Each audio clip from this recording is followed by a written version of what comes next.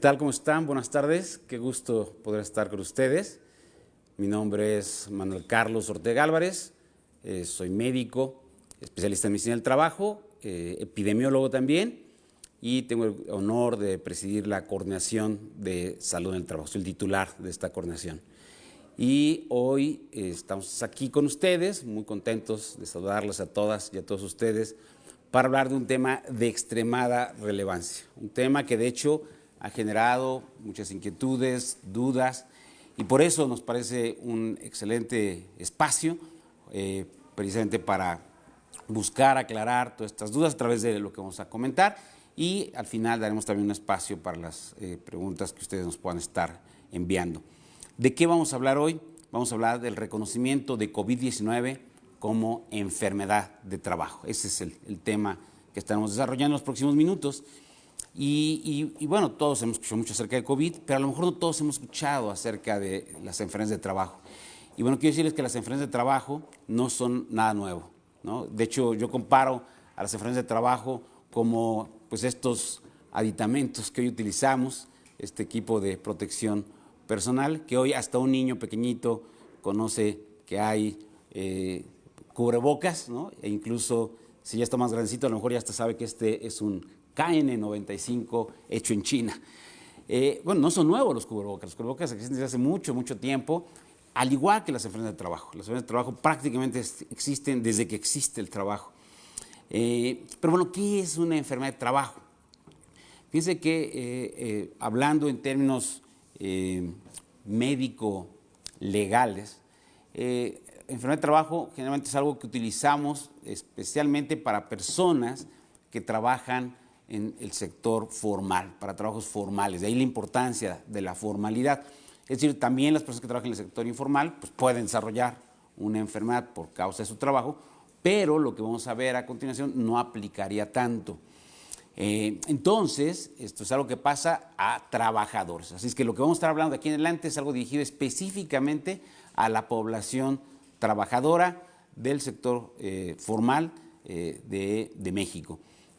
Y entonces los trabajadores formales en México pueden presentar dos daños a su salud. Puede afectarse su salud por dos grandes razones. Una, por causas directamente relacionadas al trabajo, y otras por causas ajenas al trabajo. La ley le llama a las primeras, a los daños a la salud causados directamente por el trabajo, le da el nombre, un término muy particular que se usa únicamente en México, que es de riesgos de trabajo. Y los daños a la salud que se producen por causas ajenas al trabajo, le da un término también muy peculiar, es un término más legal que médico, que es enfermedad general. Ambos, tanto los riesgos de trabajo como la enfermedad general, se le pueden estudiar dos cosas: sus tipos y sus consecuencias. ¿Cuántos tipos de riesgos de trabajo existen? Bueno, existen dos: los accidentes de trabajo y las enfermedades de trabajo. Y tanto los accidentes como las enfermedades de trabajo pueden producir cuatro consecuencias: la incapacidad temporal, la incapacidad permanente parcial, la incapacidad permanente total y la muerte. En cambio, en el rubro de enfermedad general, también tenemos dos tipos de enfermedad general. Como les digo, enfermedad general es más bien un término legal que hace alusión al seguro, al tipo de aseguramiento que conocemos como enfermedad y maternidad. Entonces decíamos, son todos esos daños a la salud que se producen por causas ajenas al trabajo, y entonces también tenemos dos tipos, que son los accidentes no de trabajo y las enfermedades propiamente dichas.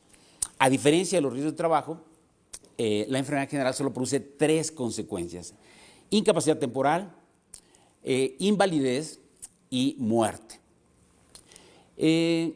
Fíjense que cuando una persona acude al Seguro Social y se le otorga una incapacidad, la incapacidad, a no ser que la persona esté embarazada, que es una mujer embarazada y que sea esta incapacidad por maternidad, de manera automática lo que se otorga es una incapacidad por enfermedad general. Y esta incapacidad temporal por enfermedad general, que es lo que conocemos como las incapacidades clásicas, tienen algunas peculiaridades que la hacen diferente a la incapacidad temporal por riesgo de trabajo. La incapacidad temporal por enfermedad general se paga a partir del cuarto día, al 60% del salario con el que está dado de alta la persona, y siempre y cuando haya reunido al menos 4 semanas de cotización. En cambio, cuando esta incapacidad se termina identificando que fue causado este daño a la salud por causas directamente relacionadas al trabajo, es decir, por un accidente de trabajo, por una enfermedad de trabajo, entonces esta incapacidad temporal va a pagarse desde el primer día al 100% del salario con el que esté dado de alta el trabajador y sin importar cuánto tiempo de antigüedad lleva, es decir, no requiere semanas cotizadas. Es decir, el Seguro Social protege más a las personas que presentan estos daños a su salud por causa o en ejercicio de su trabajo.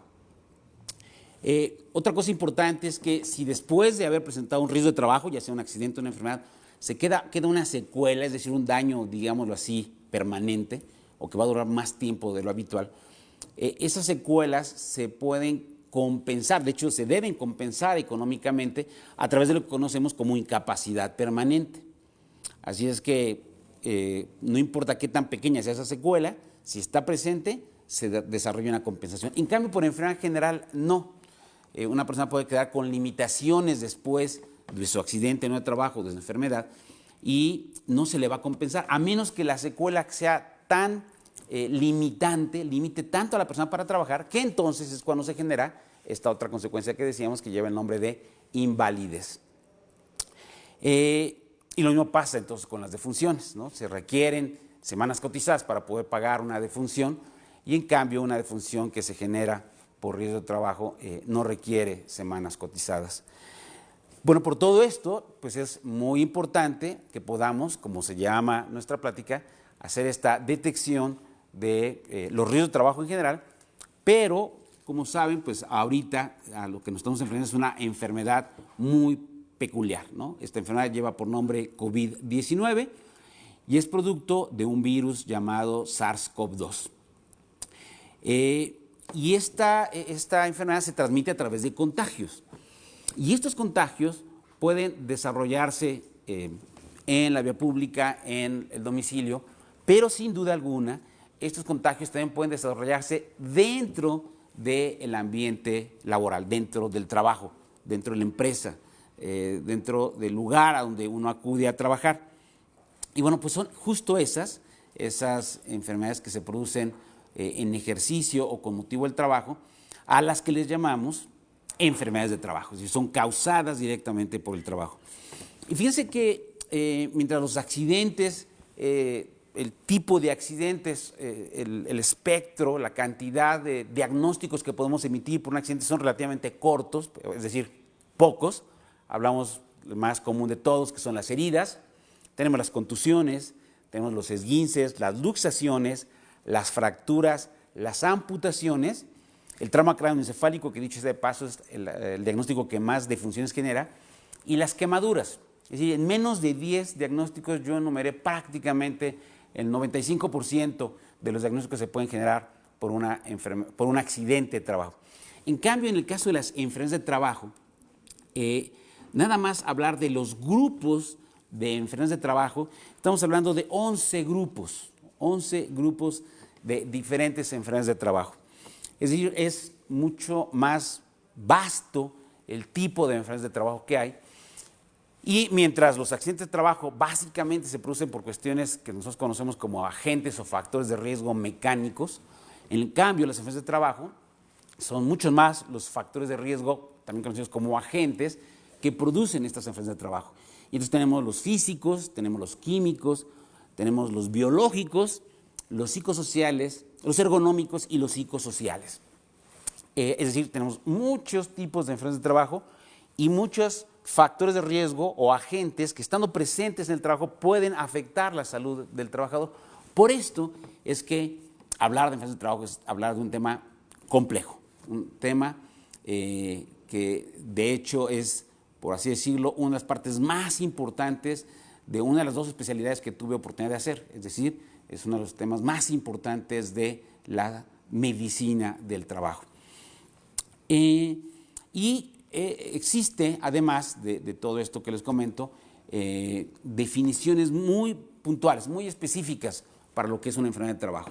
Se encuentra tanto en la Ley Federal del Trabajo como en la Ley del Seguro Social, el 475 en la primera, el 43 en la segunda ley, en donde se define una enfermedad de trabajo como todo estado patológico derivado de la acción continuada de una causa que tiene su origen en el trabajo o en el ambiente donde éste se desempeña, ¿no? Entonces, así se define legalmente la enfermedad de trabajo, que, como les repito, es uno de los dos tipos de riesgo de trabajo. En el 475 bis, que es el siguiente artículo de la ley después de su definición de la ley federal del trabajo, se habla de la importancia de hacer la prevención de estas enfermedades de trabajo, prevención que cae en primer lugar en la responsabilidad de los patrones y por supuesto que se comparte con los trabajadores, como lo marca este artículo. Pero hay un artículo muy interesante que de hecho yo les recomiendo leer en su totalidad, es un artículo largo, extenso, que es el artículo 513 de la Ley Federal del Trabajo. Artículo 513 de la Ley Federal del Trabajo. Léanlo, es un artículo muy interesante porque está dividido en lo que conocemos como fracciones y contiene 161 fracciones. Algunas de estas fracciones incluyen varios tipos de enfermedades de trabajo. Entonces, vean, nuestra ley, desde hace muchos años, 51 para ser exacto, estamos a punto de cumplir 51 años de que existe esta tabla, como también se le conoce, esta tabla de enfermedades de trabajo, desde hace muchas décadas existe este marco legal que nos permite reconocer cuando una enfermedad es causada directamente por el trabajo. Es que en este artículo 513 tenemos una fracción muy interesante para nuestros días. Digo, todos son importantes, pero particularmente en nuestros días esta fracción ha tomado una particular relevancia, que es la fracción 136.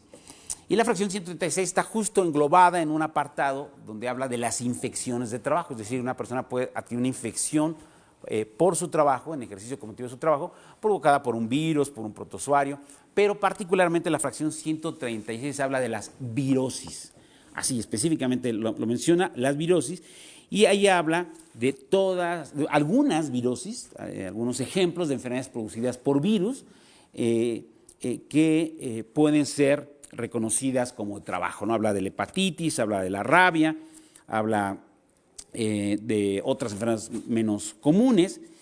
Y además, como todas las demás fracciones del 513, además de mencionarnos ejemplos, y de hecho aquí es algo importante, al final de este primer párrafo donde habla de los tipos de enfermedades, dice y otras, es decir, no limita nada más a las que están ahí, dice cualquier otra enfermedad producida por virus, y habla de los puestos de trabajo, de los trabajos específicamente que pudieran ser susceptibles de enfermarse por su trabajo a través de un contagio de un virus. Entonces habla de médicos, de enfermeras, pero también habla de personal de limpieza, habla de personal de laboratorio, de análisis clínicos, de laboratorio de banco de sangre, es decir, todo este grupo de puestos que además de los médicos y las enfermeras colaboran en la atención de un trabajador, de un paciente en general que pueda estar infectado.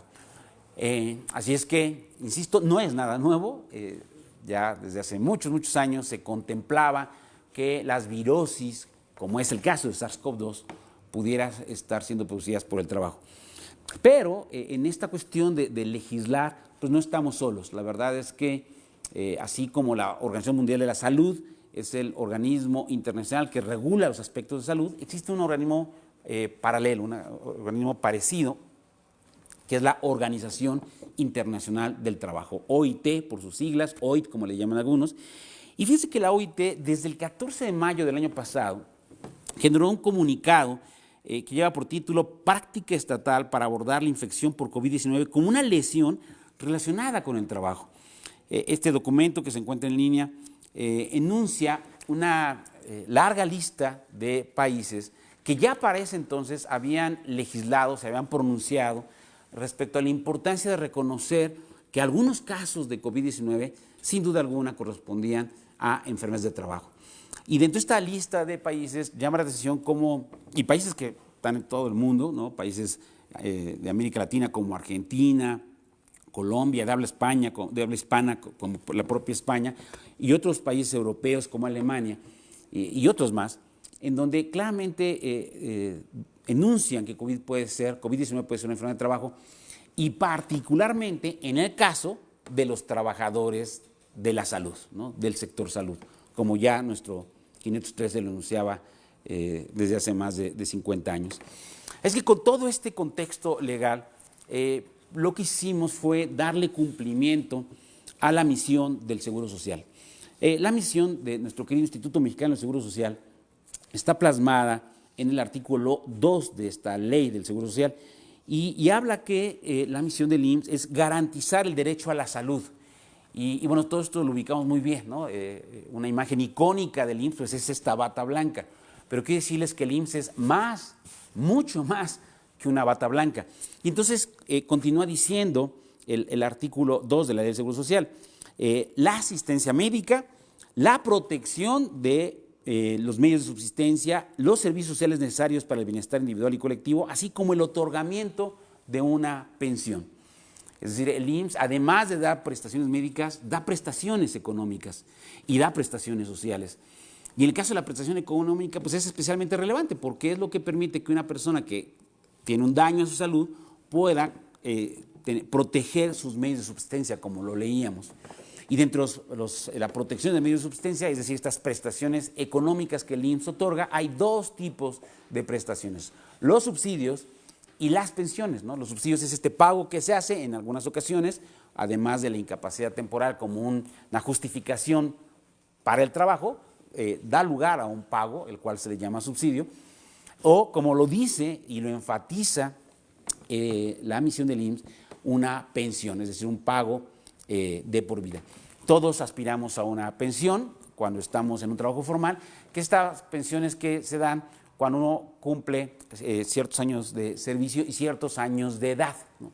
60 para la pensión de cesantía en edad avanzada y 65 para vejez. Y digo, esa es una pensión a la que todos aspiramos y a la que cualquier persona que cotiza las semanas suficientes tiene derecho al estar afiliado al Seguro Social.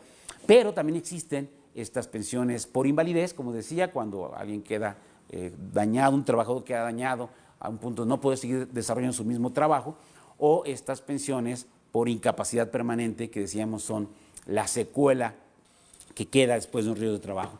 Y bueno, era todo un reto, es todo un reto a lo que nos estamos enfrentando en el Seguro Social. Por un lado es muy claro la parte de la atención médica, pero por otro lado también este otorgamiento de las prestaciones económicas. Y bueno, nada más para que se den una idea, en el caso de los subsidios, en el caso de los casos de COVID-19, probable COVID, neumonía típica, todos estos diagnósticos que hemos englobado como enfermedades respiratorias asociadas a COVID, el año pasado se otorgaron hubo más de 1.800.000 casos de trabajadores a los cuales se les expidió una incapacidad por enfermedades respiratorias asociadas a COVID. Más de 1.800.000 casos. Pero este 1.800.000 casos, así como no se distribuyó de manera homogénea a lo largo del año, ¿no? Por supuesto que enero, febrero, marzo, pues no teníamos un comportamiento atípico, era la misma curva que se presentaba cada año, pero que pues a partir de la semana, aproximadamente de la semana 6, empieza a subir, a despuntar lo que conocimos como el primer brote, baja nuevamente cuando tenemos la jornada de sana distancia y vuelve a subir una vez que salimos de la jornada de sana distancia, así es que vemos una curva que sube y baja, pero que además está muy, pero muy por arriba de las curvas que cada año se presentan por enfermedad respiratoria. La buena noticia es que, como lo hemos escuchado, en el caso de la incapacidad temporal, también está habiendo desde la semana 2 del 2021 un claro descenso de los casos. Hay una clara disminución semana con semana de estos casos. Pero bueno, así como no se distribuye de manera homogénea, sino hay subidas y bajadas, tampoco se distribuye de manera homogénea entre las actividades económicas.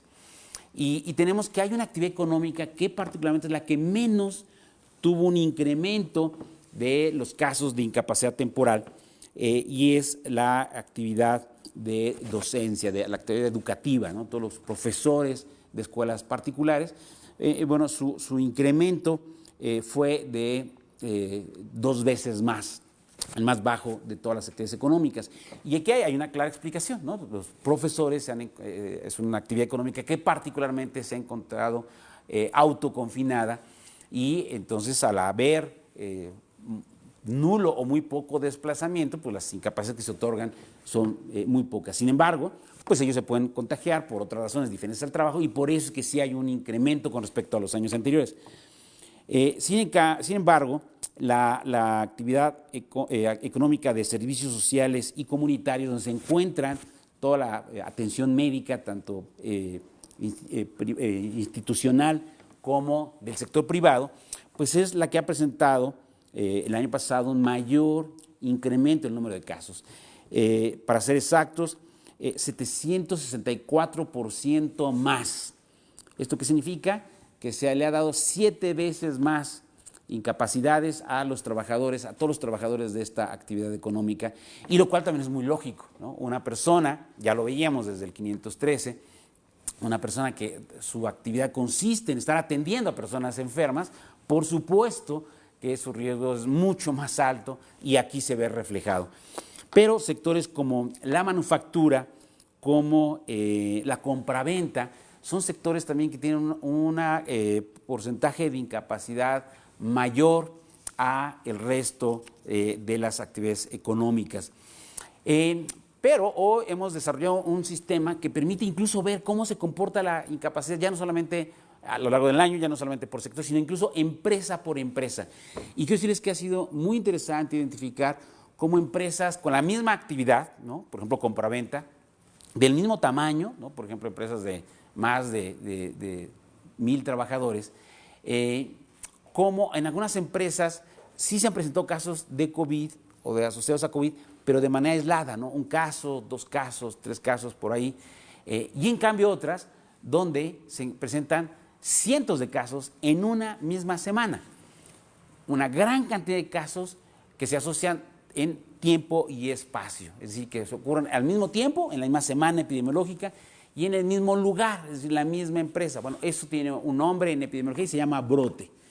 Así es que tenemos empresas que se evidencia que el cumplimiento de los lineamientos de seguridad sanitaria pues no se han cumplido al pie de la letra, y entonces llega una persona, contagia a otra, y entonces tenemos, como les digo, decenas y en algunos casos incluso cientos de casos que se presentan en una sola empresa. En cambio, otras empresas donde a lo mejor sí llega una persona contagiada, pero tienen un filtro, usan su equipo de protección, tienen barreras, mantienen la distancia de 1,5 metros o mayor, y donde aunque llegue una persona contagiada no logra contagiar a los demás, esa persona se va incapacitada y entonces no se desarrolla un brote dentro de la empresa. Bueno, eso mismo lo vivimos en el IMSS, y cuando las semanas iban transcurriendo al inicio de la pandemia, empezamos a identificar que una gran cantidad de nuestros compañeros empezaba a infectarse, incluso, como ustedes lo saben, algunos desafortunadamente y lamentablemente a fallecer. Se empezaron a presentar cada vez cientos, miles de casos de este tipo, y esto nos llevó a solicitarle a nuestro honorable Consejo Técnico, nuestra máxima autoridad del instituto, nuestro órgano colegiado más importante, a que se emitiera un acuerdo. Quiero decirles antes que desde el 3 de abril, antes de que el acuerdo se emitiera, desde el 3 de abril, nosotros emitimos una circular en donde les corroborábamos a los médicos de los servicios de salud en el trabajo, que son los responsables de emitir este reconocimiento, lo conocemos como calificación de enfermedad de trabajo, que es el reconocer que efectivamente esto fue causado por el trabajo, y vale la pena insistir, somos los únicos facultados para poderlo hacer en el IMSS, nadie más puede dictaminar, como también se le llama esto, que una enfermedad es causada por el trabajo, más que los servicios de salud en el trabajo. Es que el 3 de abril se generó una circular, fíjense, 3 de abril, apenas comenzando la pandemia, donde se instruía que si aplicando el protocolo que nosotros utilizamos para reconocer si una enfermedad es de trabajo o no, surgía que había evidencia de que esta enfermedad había sido adquirida en el trabajo, se reconociera como tal. Y ahí fue cuando se les mencionó que había niveles de exposición, en lo cual voy a profundizar un poco más adelante.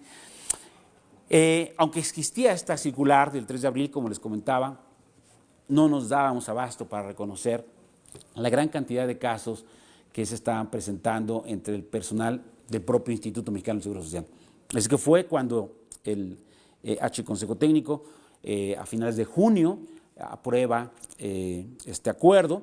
En julio se genera una nueva circular en donde se agiliza el reconocimiento de COVID como enfermedad de trabajo en trabajadores IMSS, tanto de hospitales, de unidades médicas como de unidades administrativas.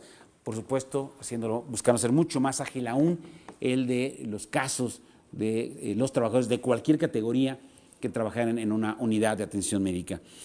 Bueno, producto de estos lineamientos, a la fecha, la semana pasada, para ser exacto, habíamos reconocido 59.400 casos, hablando en números redondos, de enfermedad de trabajo, COVID con enfermedad de trabajo. 59.400 casos en donde COVID se había dictaminado, había sido producida en ejercicio con motivo del trabajo. Pero esos 59.400, 58.500 eran de trabajadores IMSS y solo 900 eran de hospitales, funerarias, laboratorios y en general del sector privado. Solo 900, es decir, 1% de los casos reconocidos, en este momento ya 1.5 para ser exactos, 1.5% de los casos corresponden a casos en empresas afiliadas. Y bueno, esto generó una inquietud porque, como les comentaba, si una persona, pienso ustedes en un médico, una enfermera, un trabajador de un laboratorio, de un lugar de donde se toman radiografías, de una funeraria, era infectado o es infectado en su trabajo y no se reconoce que esto fue por causa del trabajo, entonces la incapacidad temporal se la van a pagar al 60% a partir del cuarto día y si tiene las 4 semanas. Pero si esa persona genera una secuela, no se le va a dar ninguna compensación a esa secuela, a menos que la secuela sea tan limitante que entonces esa persona tenga que irse por un dictamen de invalidez por COVID, lo cual pues no es justo. Y entonces esto afecta a los trabajadores que han sido infectados en ejercicio con motivo de su trabajo, pero afecta más, como decíamos, a aquellos que han obtenido formas graves. De hecho, tenemos ya casos documentados en donde hubo personas que fallecieron y no reunían las semanas cotizadas para una pensión de viudez en el ramo de vida, es decir, producto de una enfermedad general. Y entonces no se le podía dar la pensión porque no reunía las semanas cotizadas. Esto nos deja claro que a mayor gravedad, pues la afectación en la parte de la protección de los medios de subsistencia pues es mayor. Así es que por todo esto, nuevamente el Honorable Consejo Técnico aprobó el 15 de diciembre un acuerdo en donde hace posible la dictaminación proactiva de COVID-19 con enfermedad de trabajo, y esto se operacionalizó, se desagregó en un nuevo oficio circular que se generó el 31 de diciembre del año pasado, en donde, por supuesto que no podíamos ir a buscar el 1.800.000 casos, era imposible de lograr. Y entonces nos enfocamos justo a estas actividades de exposición muy alta y alta a COVID, es decir, hospitales privados, laboratorios, funerarias, y poder tampoco ahí ir por todos los casos, ¿no? Buscar todos estos casos, porque estamos hablando de miles de casos, sino buscar específicamente los casos que hubieran generado o una defunción, una lamentable defunción, o que muy probablemente generaran una secuela, dado que excedían con mucho estos 14 días, que es el promedio de días de incapacidad que se está generando por un caso de leve a moderado de COVID. Esto fue publicado a principios de enero de este año en el Diario Oficial de la Federación. Esta publicación fue una de las que generó más controversias y abiertamente fue mal interpretada. Supimos de despachos de abogados que generaron publicidad en donde decían que el IMSS, en una actitud recaudatoria, iba a reconocer COVID-19 a todos los trabajadores que hubieran sido incapacitados por este motivo. Nada más erróneo que eso. Eso en ningún momento se planteó, como les digo, incluso es imposible de lograr el grupo de médicos del trabajo que tenemos es un grupo reducido y comparado con otros grupos como los médicos familiares, pues es muy reducido. Así es que no, nunca se planteó que fuera de esa manera. Y de hecho en este momento estamos teniendo esta dictaminación proactiva, la mantendremos, así lo instruye el acuerdo, mientras esté vigente la contingencia epidemiológica, y esta dictaminación proactiva, repito, va dirigida específicamente a los trabajadores de hospitales, laboratorios, funerarias, privados, por supuesto, y que además de trabajar ahí, hayan fallecido o hayan presentado una incapacidad de más de 28 días y hayan estado hospitalizados, porque son esos casos donde es más factible que se pueda desarrollar una secuela. Y entonces vamos entrando al tema de ¿y cómo se reconoce una enfermedad de trabajo? O más específicamente, ¿cómo podemos afirmar que COVID-19 fue una enfermedad que se produjo en ejercicio con motivo del trabajo y por lo tanto la dictaminamos como una enfermedad de trabajo? Bueno, insisto, esto es una actividad compleja, muy compleja de hecho. Bueno, miren, es tan compleja que se requiere estudiar medicina y después hacer una especialidad en medicina del trabajo para poder estar habilitado y poderlo hacer así. Como les digo, los médicos del trabajo son los únicos en el IMSS que pueden hacerlo. Pero bueno, tratando de simplificar algo extremadamente complejo, lo primero que quiero explicarles rápidamente es esto de los niveles de exposición. Yo les decía que una enfermedad de trabajo se produce cuando en el ambiente de trabajo existe el factor de riesgo, ¿no? Antes también llamado agente, que afecta al trabajador. Entonces el ruido en la empresa lo deja sordo, los polvos en la mina lo dejan con una enfermedad pulmonar conocida como neumoconiosis, o cargar cosas pesadas durante toda su vida afecta a su columna y le deja una enfermedad de columna producida por el trabajo. En el caso de COVID, al igual que en los demás factores de riesgo, la exposición no es la misma, ¿no? Mucha gente está expuesta al ruido, pero evidentemente la gente que trabaja en una industria metalmecánica está mucho más expuesta al ruido. Decíamos todos, muchas personas pueden estar expuestas a polvo en su trabajo, pero una persona que trabaja en una mina, pues la exposición es mucho más alta. Bueno, lo mismo pasa con COVID. Y ya lo decíamos, ¿no? ¿Quiénes son los trabajadores que tienen una exposición muy alta a COVID? La exposición se divide en 4 grados, muy alto, alto, medio y bajo. ¿Quiénes están expuestos a muy alto? Los trabajadores de la salud, pero que además de ser trabajadores de la salud, además de ver pacientes, están viendo directamente los pacientes que están con un diagnóstico confirmado o sospechoso de COVID. Como ustedes saben, la principal forma de transmisión son estos aerosoles que se producen, y una persona que está ahí atendiendo a los trabajadores pues está expuesto a un riesgo muy alto. Y por supuesto, aunque se utilice el equipo de protección personal, ese riesgo se limita, se disminuye, pero no se elimina. Pero también están expuestas las personas que hacen autopsias, las personas que trabajan en los servicios que conocemos como patología, las personas que están en los laboratorios, decíamos, en los servicios de radiodiagnóstico, porque aunque ellos no están en el lugar donde el paciente está siendo atendido, pues el paciente sí va a estos lugares y ahí genera esta muy alta exposición. Pero entonces estamos hablando, insisto, no solamente del equipo de salud directamente, ¿no? También entran ahí los manejadores de alimentos que ingresan, las personas de limpieza, las personas de mantenimiento, toda aquella persona que está dentro de las áreas COVID le cataloga de un riesgo de exposición muy alto.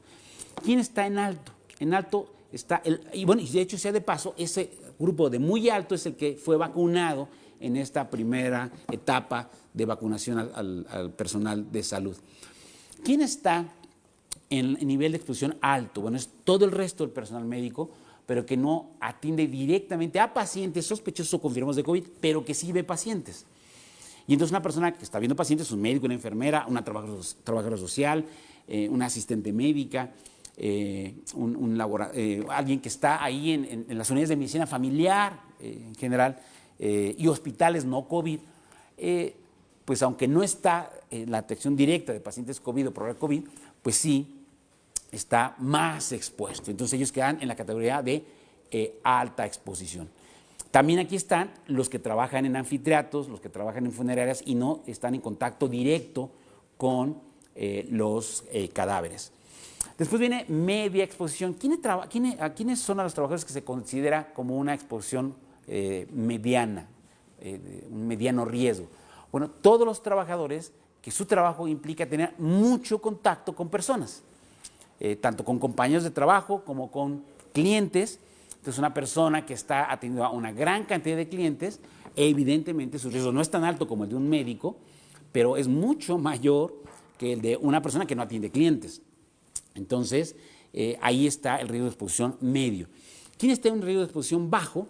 Bueno, pues todas las personas que su trabajo no implica tener contacto con clientes o con muchos compañeros de trabajo.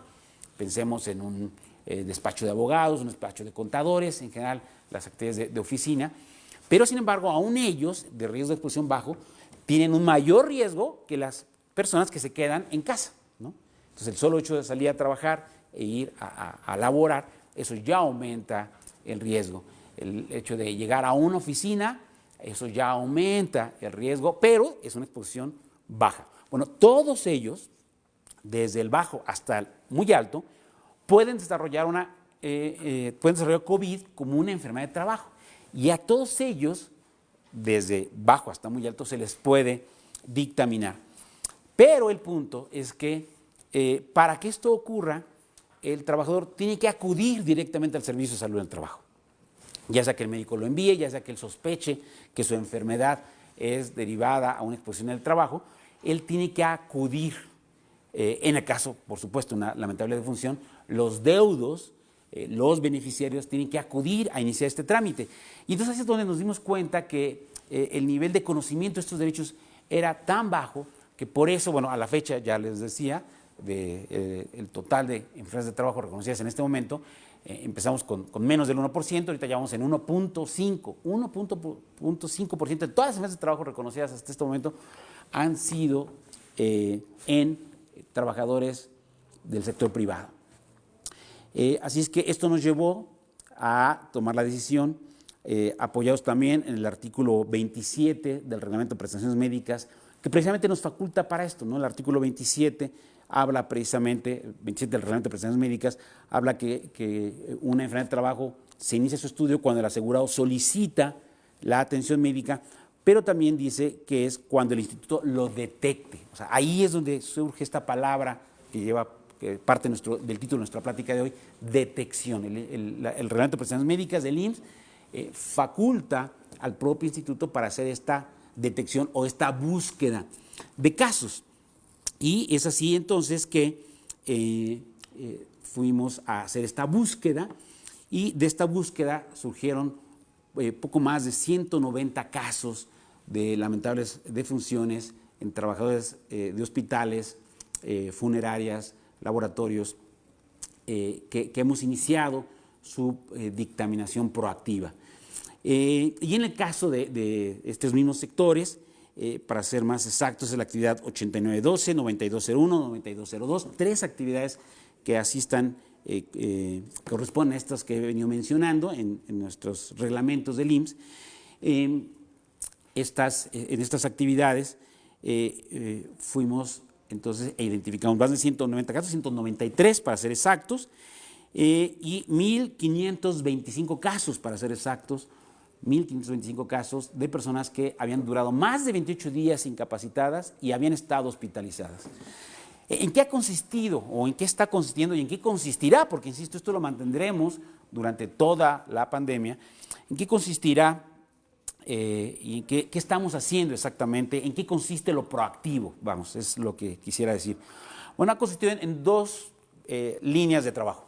Por un lado, desde el área normativa, desde aquí, desde la Ciudad de México, desde el nivel central de las oficinas que tengo el gusto de presidir, se han enviado a los patrones el formato donde se reconoce, donde se inicia el trámite de una prórroga de enfermedad de trabajo. Este formato lleva por nombre ST9 por sus siglas, que es el equivalente a la ST7 para los casos de accidentes de trabajo. Como les digo, generalmente las empresas ubican bien la ST7, tener accidentes es una situación relativamente frecuente o al menos más común, pero sin duda yo estoy seguro que hay empresas que jamás han conocido una ST9.